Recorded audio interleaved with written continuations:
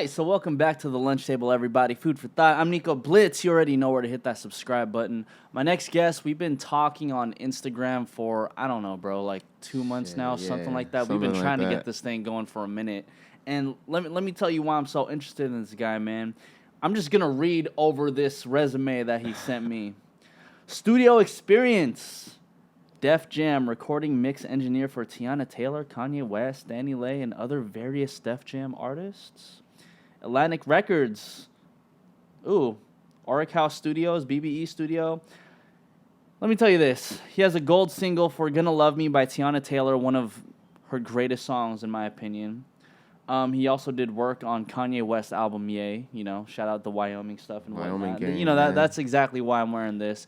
And the list kind of just goes on and on from there. Mike Snell, everybody. What's good, bro? What's up, man? How you doing, bro? You know, I like how we kind of planned this Kanye West, Wyoming, Teyana Taylor, keep that same energy. You know what I mean? Like, and it's probably like 78 degrees outside right now. It's hot as fuck, bro. It's hot as fuck. But, you know, we got to rock this thing, man. Yeah, how are you, though, man? I think when we first started talking, you were based in L.A. already, but then you've been moving, like, back and forth across the country. Yeah, like, I just do, like, a lot of traveling because I work with Teyana constantly, and she lives in New York, Miami, Atlanta, and L.A., so she records, like, wherever she is, and they kind of just, like, all right. They kind of just tell you, like, yo, you got to be in Miami, New York, or L.A. today. Yo, literally, like, I would wake up, and they're like, can you get to the airport in an hour? And I'm just like, I guess. Like, fuck. I signed up for it, so it's like, you know, it's kind of cool. What was that place that you had to go to when you, like, had just woken up and they needed you to get somewhere within an hour? I was Miami. I was literally, like, couple weeks ago. Yeah. Like, they called me. They had, like, this record that they're, like, super excited about. And they're like, yo, Teyana needs you right now. Like, luckily, I only live, like, 20 minutes from the airport. And, like, my grandma's crib in New York. So I'm like, tight. yo, we out. Well, that makes it super convenient. Yeah, it's super. And then, I mean, how did you get into this? Officially, like, you're an engineer, right? I would say. I mean, I don't like to, like, label myself in a sense. I mean, my job, like, you know, where I get my money is engineering, but I'm really a producer. That's, like, my thing. Oh, tight. Yeah. So then how long have you been, like, producing for? Well, I made, like, my first, like, beat when I was, like, 12, like, on GarageBand. Shout out GarageBand, man. GarageBand. That was the plug for all of us. Facts. Nah, yeah, like, I was just, like, fucking around with my siblings, like, my little brother and my older sister. We used to just make tracks and shit when I was, like, around that age. And then, but before that, like, I've always been a musician. Like, I was in band, like, since I was, like, fucking, like, third grade. What instrument were you playing? Trumpet. There you go. Trumpet. You know, it's crazy because I thought trumpet. Really? It's crazy. It's so weird. I'm no cap right now. Yeah. Yeah, trumpet, a little bit of keys. And actually, my first instrument was, like, djembe, West African drum. So I was, like, a percussionist. And then I learned trumpet. Yeah, so I'm assuming you implement a lot of those sounds whenever you produce. Yeah. Or you try to, at least. Definitely the drums. Trumpet, not so much, because, like, you know, you got to be, like, tasteful with the trumpets, because brass could be a little corny in tracks. But if you do it right, like how Beyonce does it, is dope. But well, yeah, like, I think the way she flipped Before I Let Go. Yo, have you heard fire. Dude, fire. I'm just like, this is exactly what it would sound like, just a lot more powerful. Yeah, exactly. Yeah.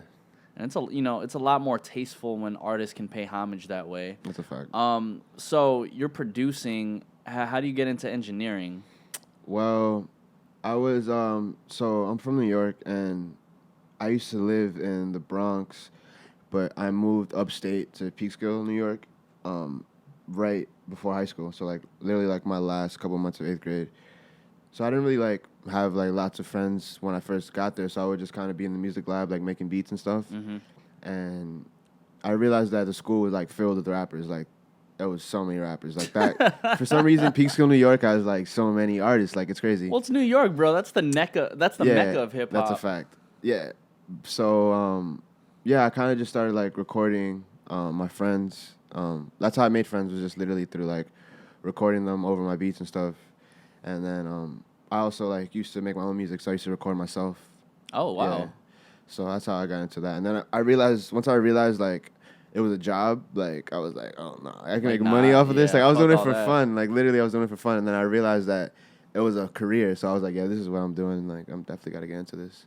Yeah, so then, I mean, you recognize that being an artist, being the rapper, the singer is a career, but then, also being the producer and the engineer is also a career. So why did you decide to stick with that then? Well, my intentions were never to be an artist. Like, I kind of was doing it because at first, like, my beats sucked. Like, they were terrible.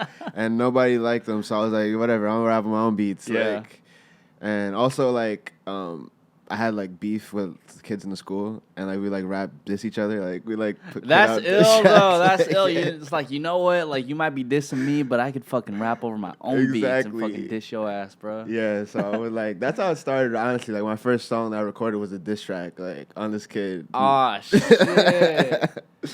Man, I'm gonna do a whole bunch of digging just to try to find that. It ain't even up anywhere. Hell no, man. Yeah, shout out E Skip, my boy E Skip. From upstate Peekskill. Like, we're cool now, but like, okay, we had beef. I had to, I dropped some bars on him. Beef, you know what I mean? So then, how do you end up getting involved with like Def Jam and good music? Man, it's a long story, but we want the long story. We want the long story. Well, I moved. All right, so basically, like after high school, I tried college for a little bit, but I didn't really like. It was kind of my thing. Only reason I like enjoyed it was I had like my own radio show.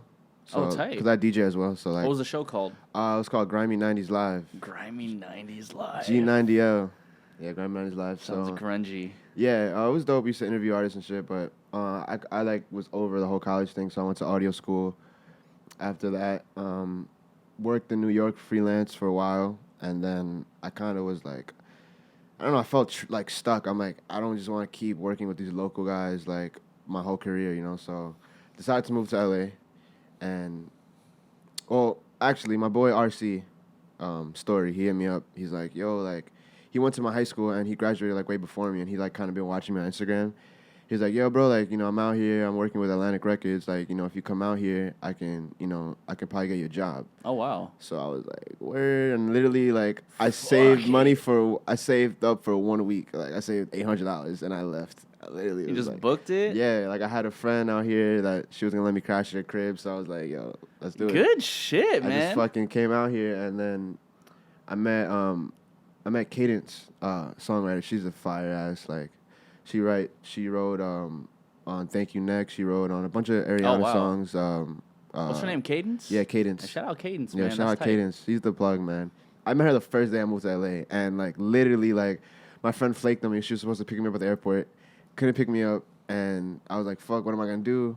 So I was like, "Yeah, let me try to find a studio." So I hit my boy Story, and he was like, "Yeah, my homegirl Cadence is a studio like right by the airport." So I was like, "All right." So went to the studio, was making beats, and then I started talking to her, and I had a Life of Pablo hoodie on because like I was like a huge Kanye stan, like I like Kanye was everything to me. Like, was or still is?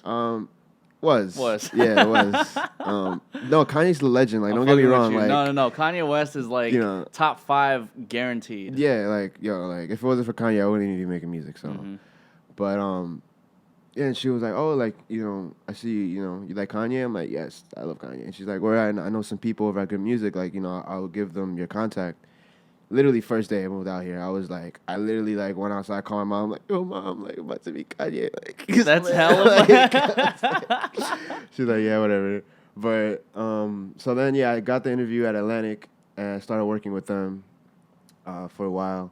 And I was, like, waiting on that call every day. Like, I would go home, just like, yo, like, they got to call me. My boy Chris, like, I was like couch hopping for a while, but then my boy Chris let me stay at his place. So I remember it was around Christmas time, and I didn't have enough money to go back home for Christmas, so I was like fucking depressed. Like, literally, I was sad, like, in the apartment alone, like, with my boy and his aunt. And yeah, I was like honestly like really depressed, and it's the worst Christmas ever. But literally the next day, I get a call from some random number in Hawaii. I'm just like, yo, what the fuck? And it was Che Pope from Good Music. Oh, wow. And he's like, yo, like, what's up? I got your number from Cadence. Like, are you in town? Like, no one's in town right now. Everyone's back home. Like, I really need an engineer. I'm like, where? Oh, that's crazy. I was like, hell yeah, like, I'm available. And I bolted to the studio, and it ended up being a session with Sheck West. And this was, like, before, like, Mo Bamba really blew up like that. And it was crazy, bro. Like, literally, like, I feel like my life is a movie because he walked into the studio and he was playing the song Religion, right? By Young Zay, who's an artist from New York. And I engineered the song, like, in New York. And he walks into the studio, he's playing it. I'm just like, what the fuck? Yo, that's crazy. Yeah, because he's also, Sheck West is from Harlem. So he actually is from the same building as one of my boys, Chris. It's crazy how everything just, like, lined up. But, so, yeah, we had a dope session. We honestly didn't really do much. Like, kind of just, like, smoking. And we went to play basketball, listen to beats. But was that, like, your first session with a major artist? No. No, back in New York, I had to work with, like, Don Q, I worked with Dave East. Oh, wow. And in Atlantic, I had worked with Joe Moses. I did some P&B rock session. So I had I had a bunch of artists that I worked with before that. So, but Sheck West was kind of like the introduction for you working with like Kanye West and exactly. all them. So yeah, that session went dope, and after that it was kind of like a tease because I didn't hear back from them for like forever. Like it felt like forever. It was February, like all the way to February. So here comes February, and I was over working at Atlantic. I had a session, and I get a call again. No, I remember I lost my phone the day before. It's crazy. I literally lost my phone, right? Oh, and I fucking got this conversation's giving me anxiety, bro. I lost my phone, and I was like tripping out. I'm like, fuck, I need to get this phone. I know I'm gonna get this call again. Like literally every day I would think about like getting this phone call. So got my new phone, and I had put Kanye West as my screensaver. And then I had my laptop, and I put Kanye as my screensaver on my laptop, right? And I was like, yo, like, because I'm big on, like, the power of manifestation and all that. I'm like, yo, I'm going to manifest this shit. And I literally was having a conversation with my boy John. He was an intern at the time at Atlantic. And I'm like, bro, like, look, I got double manifestation right now. Like, it's going to happen. I was talking to him. I was telling him how Yeezus is, like, the most underrated album ever. And as I'm having this conversation, I get the call again from Hawaii. I'm just like, yo, bro. Show him the phone. I'm like, it just happened again. Hello? And then he's like, yo, what's up, man? It was Che again. He's like, yo, are you available? We need you right now. We got Teyana Taylor at the studio, man. She needs an engineer. I'm like, yo, I'm coming right now, bro. I'm on the way. And the studio was actually down the street from Atlantic. I literally walked over there, and I was listening to, on the way over there, I was listening to the intro to My Beautiful Dark Twisted Fantasy. And I actually didn't know that was Teyana Taylor on that. Can we get much higher? Is it? As Teyana. Oh, wow. I didn't know that. I had no idea. That's crazy. I was like blasting him, like ready. Got to the studio. Eric Bellinger was there. Shout out Easy, man. Yo, man, I'm an idiot, bro. I was like, Eric was there. I'm like, he was there with his girl. I didn't know who he was at the time. Yeah. I'm like, yo, what's up? So, like, you're an artist? You're writer? Oh, my God. That's hella funny. I mean, it's all right, man. You meet so many people. You don't know who's the artist. You don't know who's who. Yeah, I didn't know. I'm like, hey, shout out Eric Bellinger, though, man. Facts. Much love. That's my guy. Yeah, so he was like, yeah, something like that. I'm like, cool. So we worked on, that day we did a three-way off that. Yeah. Oh, yeah, because Teyana Taylor, like, co-wrote that, right? Mm-hmm. Yeah, they wrote together. Originally, Tony Williams, Kanye's cousin. I'm tripping. It's Teyana Taylor's song, It's but her Eric song. Bellinger co-wrote. Yeah, he co-wrote, exactly, Yeah. So it was like Tony Williams' idea. He sent it over. Eric Bellinger threw, his little twist on, and him and Teyana worked on lyrics together. It was dope.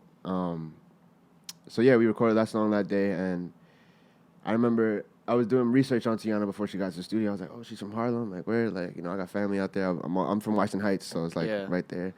So she walked in. I'm like, yo, Harlem, we in the building. Like, we're trying to make that connection. Like, over it. Like, she's like, what, you from Harlem? I'm like, yeah, what's up? Like, what's good, son? Yeah, what's good? Yo, what's up, B? Got my Timbs. What up, B? Nah, so, yeah, we just connected, like, because Teyana's a tough artist to work with. Like, not a lot of engineers could keep up with her. Why do you say that? Because her recording process is crazy. Like, she minimum records 10 takes, like, per track? Per song? Per line. Yeah. Per line? Yeah, like per bar? Like each line, like maybe each 4 lines, we have like minimum, like that's a minimum. At least 10? At least 10. That's nuts. Sometimes it's like, 15, 20, and then we sit and we go through everything, and we really listen for the best takes. That's crazy. Yeah, and she's quick. Like if I'm recording, she'd be like, all right, one more time, let's like real quick. Like you gotta stay on top of it. And she might be like, hey, can you go back to the 3rd line on the 12th take? and like you have to be on it because you know she works hella yeah, fast. she gets in the zone and she doesn't like to be thrown off her zone, and she has no problem telling you if you're fucking up. She'll curse you out right there. Like she doesn't care. Like so, you know, a lot of engineers haven't been able to keep up with that. Well, I think what's good too is that working with someone like Teyana Taylor, who's so on demand and knows like which specific line she wants from like the recording session, I think it makes you an even better engineer at that point. Yeah, it does. It really does. And yeah, like so that session went great. And after like right after the session, I was just like, her mom and dad are her managers, Bo and Nikki. Shout out to them. I was like, yo, Teyana, like, bro, I'm working at Atlantic right now, you know, but you know, it's not, you know, extremely happy over there. You know, if you need an engineer, like, I'm more than available. I'd love to work with you. And then she's like, you hear that, Bo? He's unhappy. He's ready. He's ready to work. Take his number right now. And then she's like, all right, I'll hit you up. And then yeah, that was that. Went great. It was like mind blowing. I was like, yeah, I was blown away by that session. I was just like. And then ever since, just you're just Teyana's engineer. Yeah, me and this other kid, Mix. He also engineers for her sometimes, but I'm like her main engineer. And then yeah, so after that, like they flew me out to Miami to finish the album. First time being flown out, I was like at a hotel. To finish, keep that same energy? Yeah. Okay. So we went to, and then they flew me to New York to do some more vocals.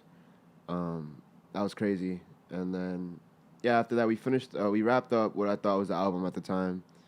And then, yeah. Well, yeah. But just to put it in context, like Kanye was planning on dropping the album one day, and then it moved again, and then it moved again. Yeah, and again. And, yeah, it's crazy. So... yeah, that was that, and after that, I kind of just like after they flew me to New York, I kind of stayed there for a while, and then came back to LA like a month after that, and I kind of was like in limbo for a while, like I just was, cause I wasn't really working at Atlantic anymore. I kind of was just like waiting on the next move. Yeah. And then I saw, like, I followed Team Kanye daily, so I was like, yo, Kanye West is in Wyoming. I'm like, yo, I'm going to Wyoming. I started telling everyone, I'm like, I'm going, I don't know how, but I'm going to Wyoming. Like, I just, you know, I was putting it in the atmosphere. Like, I was just putting it in the air. So you got the invite. Yeah, I got the invite. Literally, I was walking down the street, and I got the Hawaii phone call again. And I was like, let's go. As soon as I got the phone call, I was like, yes. You're just like, yes. Mike be over here like, yeah, whenever I get the Hawaii phone call, like, it's always good news. Always.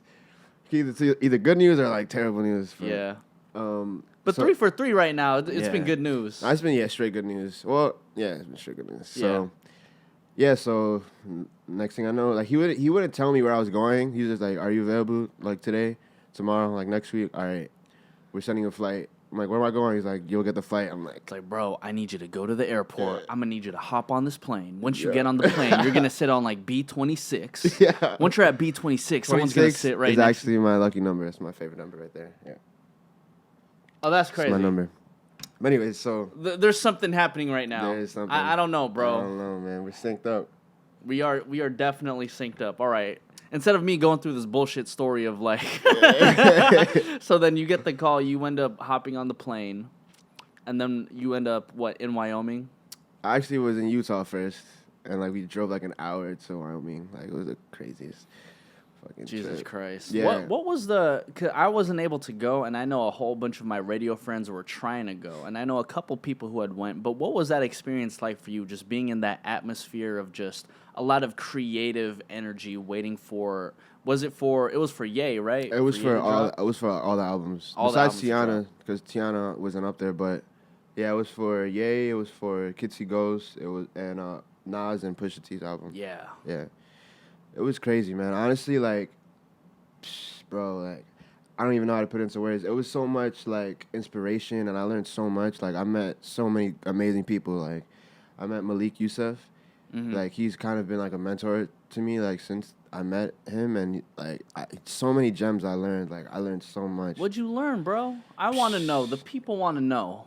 I learned a lot. I wish I brought a book. I actually was like, I kept a journal. Every day I went back to my room. I wrote down like one thing I learned. Like, that's ill. Yeah, I learned a lot, man. One thing I learned was like, yo, know your role, man. Like, I was a huge wrestling fan growing up. I low key still am a wrestling fan, but And man, shout out to you. I never really got into wrestling. Yeah. Yo, it's basically reality TV with choreographed fights, whatever. But anyway, so I was a huge fan of The Rock, right? Yeah. His one of his slogans, I guess, was "Know your role and shut your mouth." Like that's what he would tell people: "Know your role and shut your mouth." And I'm like, yo, when I got to Wyoming, I like really had to learn that because I told you, I produce as well, but my role was to engineer up there, and I had to learn that, I had no problem engineering, but when I had free time, I was trying to make beats and stuff, and might have ran into a little trouble, because of that, but well, I think understanding your role also lets you know, like, there's that one clear path that people want you to go on. You know what I mean? Like, if people understand that you are a phenomenal engineer, they're gonna be like, yo, we need you to do this one job and one job only because you can execute it better than anybody can at this moment. Exactly. Yeah, that's one thing Che told me on Che Pope. He was like, if you do a really great job at what you're doing, people are gonna, people are gonna try to find out what else you can do. They're like, you just, you use that to, get into other doors, which is exactly what I've been doing, so. Oh, for sure. I mean, I've seen it happen. Shout out to my guy, Kevin Selleck. He actually engineered a whole bunch of the Yandhi project. And, him from engineering over there, he actually was able to link up with a slew of artists. Yeah. And he actually just dropped his debut album, The Recipe, not too long ago. And now a lot of those artists that he has been working with end up being on his project because they're like, yo, we fuck with you as an engineer, so we're going to fuck with you with the other shit that you want to do on the side. Exactly. Yeah. I was a little, I was kind of eager, I was just like happy to be there. I was just trying to show everybody what I could do. But I'm like, you know what? After the first day, I was like, all right, I need to just do a good job at what I'm here to do, Yeah. It's one thing I learned. What was the craziest thing that you did, like, that night? The first night? During the Wyoming session. Oh, it wasn't one session. I was up there for like a month. Like, oh, you were there for a month? Yeah, I was recording. Like, I was literally there like every day. Like, okay, so I was hearing different things, right? I heard like Kanye West had like took like Pusha T to like the hotel or like whatever, and then ended up having Pusha T pay for like the whole thing. What? Like some very weird shit. But like, that. So like, where were you situated? So in basically, Wyoming? It was like a ranch, I guess I would call it.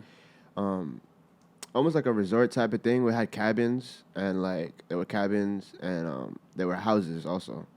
So Kanye had his house and there were studios in the house, and like he just set up studios. Were there also studios like set up in the ranches? Yeah. Like, yeah. Yeah, that's so crazy. Yeah, like there were 3 houses with studios in them, and then there was another like separate cabin with 2 studios in them. Yeah, like just like we had U87 microphones, we had the Tube Tech, we had like official gear.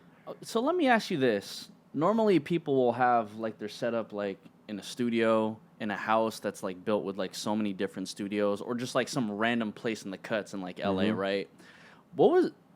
Did you feel like a different aura recording and doing all that creative all the creative music things that you were into, like being on a ranch, being in a farm? 100%. Like, 100%. The energy was just crazy because we were really secluded. Like, I couldn't just walk down the street and, like, go to a bar or something. Like, we weren't leaving. Like, we literally were up there. Like, we ate there. We slept there. Like, we wake up, you work, you go back to sleep. Like, it's like we weren't doing anything except working on music, literally. Like, me and Shake, 070 Shake, shout out Shake. Shout out Shake. We would literally go to sleep, wake up, record, go to sleep, wake up, record. Like, we didn't do anything else. We were making so many songs.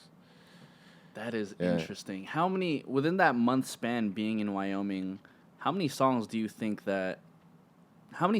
work on? And I know that's a tough question because you probably just worked on...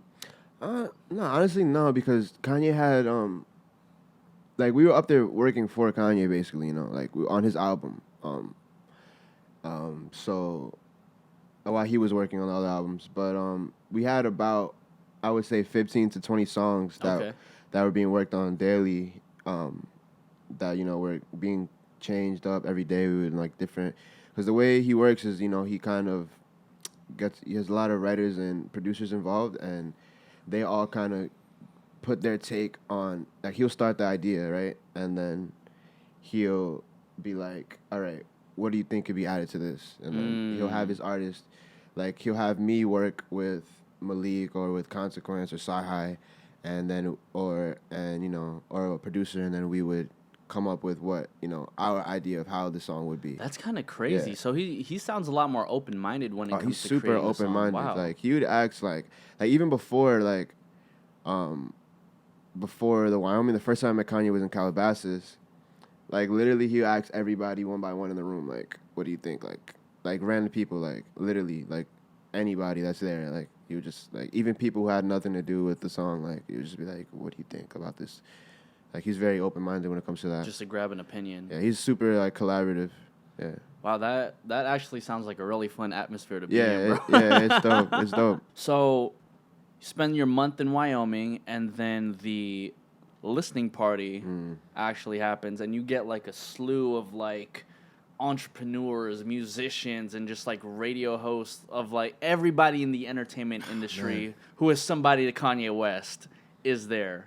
Yeah, that was crazy. I was like, what? It's like I literally everybody that I ever looked up to was there. I'm like, what the hell? It's crazy. Like it was crazy so much. Like me, and then like we rode on like these buses from the ranch to the location where the listening party was, and I was in the like it was crazy because I was they had like a separate bus for the engineers, and Tim Westwood was there. He was like lost. He's like, hey, do you guys know where I'm supposed to go? I'm just like.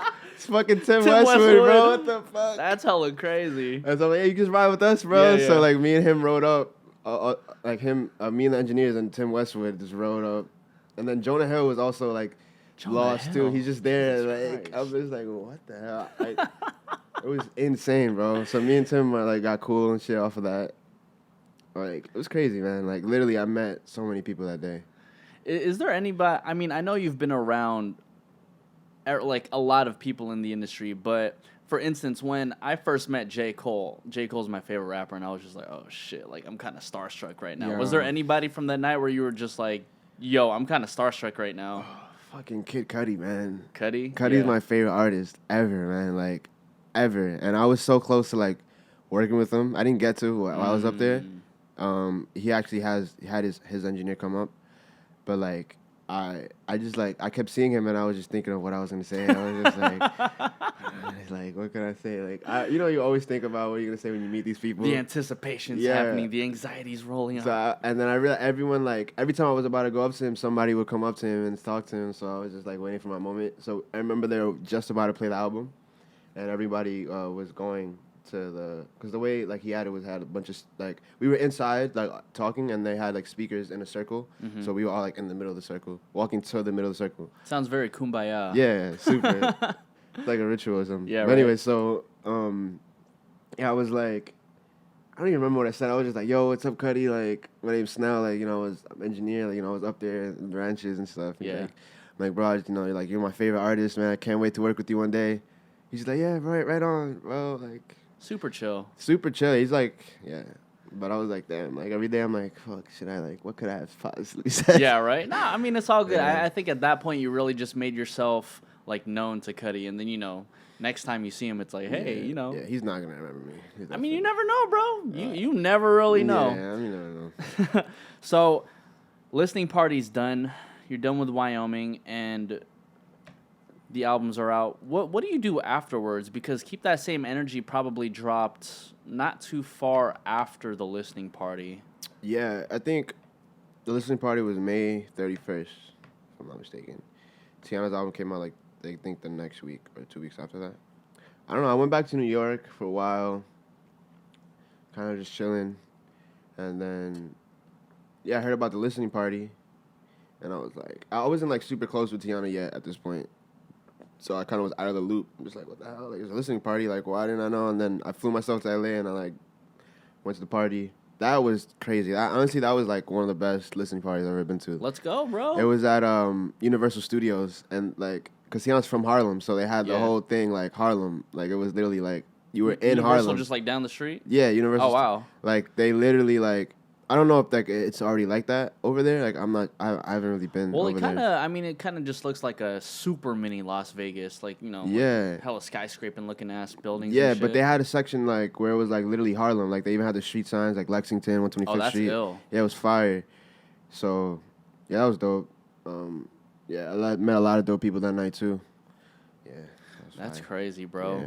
And so keep that same energy. I mean, obviously it's been out for a minute. Yeah. So then, what do you do like after the album's out? Like, do you continue working with Teyana or like what happens? She was going on tour. Yeah. And found out about the tour. Saw the flyer online. So I texted Bo. I was like, yo, Bo, her dad / manager. I was like, yo, like, if you guys need a DJ, like, please let me know. Like, I've been DJing for a while. Like, I would love to, just DJ for you guys. He's like, all right, I'll keep you in mind. So I made a playlist on my laptop called "I'm Going on Tour," and I put all the songs that I would play like if I were to DJ, and yeah, Bo calls me, like 2 weeks later, and the tour was supposed to start like the next week. He's like, yo, you said you DJ, right? I'm like, yeah. He's like, wow. Oh, like, no. Hell no. I was like, oh, shit. Yeah, and then he's like, yo, like, our DJ just flopped on us last minute, but we're in Atlanta right now. I'm like, word? I'm actually in Atlanta, too. I completely lied. Yeah. I was in New York. I don't know why I lied, because they probably would have flew me out. Yeah. But I fucking took a bus to Atlanta, and I went to rehearsals, and I kind of was, like, just trying out. They gave me, like, a test run. So that was dope, because I thought I was going to be, like, really DJing, but it was more so, like, being the hype man. Yeah. Like, because she has a band, which I didn't know, so I had never, like, usually I bring a hype man when I DJ, because I hated talking on the mic. So I had to, like, learn, like, in those couple of days. like You're like, fuck it, you just got to learn how to swim at this point. I was honestly so terrible. Like, I was just screaming way too loud. Like, yeah, let's go. Yeah. Like, this is R&B music. Are you gonna love me? Gonna wanna hold exactly, me? like, I was doing way too much. Sing it. But she gave me a chance, right? She, like, took the chance on me. She wouldn't, like, I didn't even know I was going on tour until, like, the first show was, like, my test. She was like, all right, if you kill it tonight, like, we're going on tour. I was like, oh, wow. Yeah, that was crazy. And they let me play, like, a couple records before she got out, so I got the crowd hype and shit. And it was amazing. Like, I remember after the show, like, I was going so hard. I was drenched in sweat. Like, I was, like, my shirt was, like, all nasty. I was like, yo, how'd I do, Teyana? Like, yeah. She just looks at me. She started laughing. She's like, yeah, we'll talk. I was like,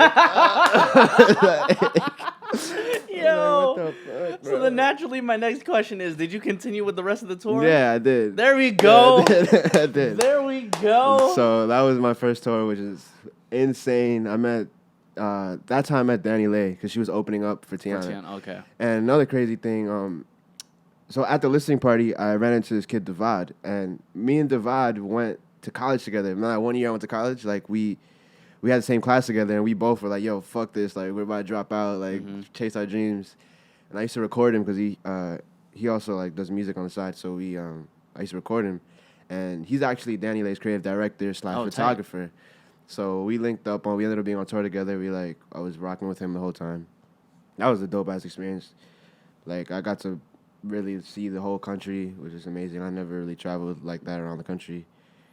That's amazing. Nuts, though, bro. I mean, it's kind of cool because, I mean, it is cool. The fact that all you really had to do was just ask. Yeah, exactly. Mean, it goes back to the philosophy that closed mouths don't get fed. Exactly. Shout out to you, man. You sound like you've had like a crazy, it's been insane. Super crazy stories, bro. Yeah, my life is just a compilation. It really is a movie. Yeah, like, it's wild. So, you're done touring with Teyana Taylor at this point. What are you currently working on? Is Teyana working on a project right now? Yeah, we're actually like right in the final stages of the album. Is it another like 7-track album? No, hell no. It's we're actually having a hard time cutting down because we have so much music. Because remember before KTSC, she had an album done already. Right? Yeah. So, and before that, she hadn't dropped since 2012. A long time. So she's been recording that whole time. So, we're kind of been deciding which songs to go on the album. We have like probably over like 30 songs, But I think we cut it down to about 20. So like we're trying to still slim it down. But it's looking amazing. Like That's dope, bro. In my opinion, like KTSC is a classic album, but this is better than KTSC because you get to see like the full side of Teyana, you know? Yeah. Not just like what Kanye thought. Well, that's why when I was listening to KTSC, there's a lot of different genres, I would say, that comes into KTSC. Like, Gonna Love Me is definitely my favorite song off of there, but then you have that song at the end, like Work That Pussy, and I'm just like, damn, this shit is just like a one-off from it, but I'm like, it slaps though. Yeah. It slaps. So when it comes to Teyana's album, are we gonna get an album that's a lot more sonically cohesive? Yeah, it's definitely like super cohesive for sure. It's like it's really what it's an R&B album. Like it's mostly R&B. You got a lot of sexy songs. So yeah, it's like a soulful album. Yeah. Yeah. And let me just say this too, like it's a great time for women to really be in like the music industry. You know, shout out to Megan, shout out to Cardi, shout out to Teyana, Lizzo's killing it. Yeah. Super. I got to ask, have you worked on Jesus is King at all? No, I did not. Okay. No. Yeah, I didn't get that call. Yeah, man, you still got the Teyana Taylor call, man. Facts. But it's cool. Mike Snell, bro, you got probably one of the craziest careers out of a lot of people who I've spoken to, man. What else would you like to speak into existence? I'm about to get a platinum plaque off of one of my productions by February 2020. I'm gonna speak that into existence. So that's what I've been working on now is like engineering was kind of my like way to sneak into like what I really wanted to do is produce and write, you know. And I actually have a song coming out. It should be coming out soon. Like I want to say 2 weeks or so. Danileigh and G-Eazy. I co-wrote. There you go, my guy. So, yeah, it's coming out. That's dope. I got a lot of co-writes on her album. So, that's what's up. Yeah. And you worked on her last album too, right? No.